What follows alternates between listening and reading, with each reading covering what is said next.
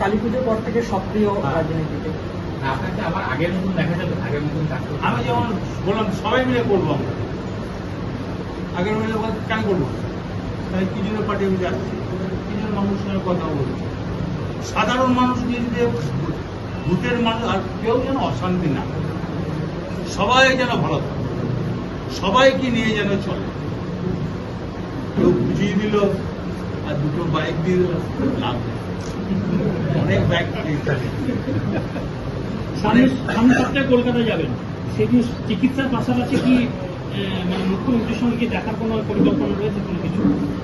না, আমি আমার নিজের চিকিৎসা করতে যাব একবার, তবে যাওয়া উচিত আমি মনে করি। মেয়ে আমার সন্তান, তাকে 16 মাস জেল কাটানো হয়েছে, নেতা তো নয়, সাধারণ পানি।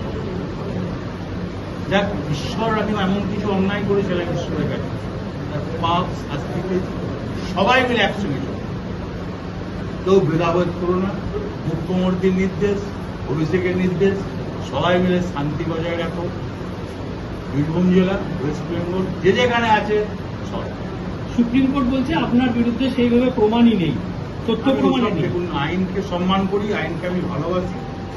তাহলে কি রাজনৈতিক চক্রান্ত বলবেন? আমি আইনকে ভালোবাসি, আমি বিতর্কে যাবো।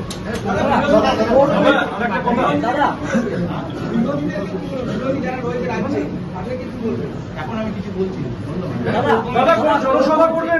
কোর কমিটি এখন থাকছে, কোর কমিটি সবাই মিলে চলবো, তার মানে কি?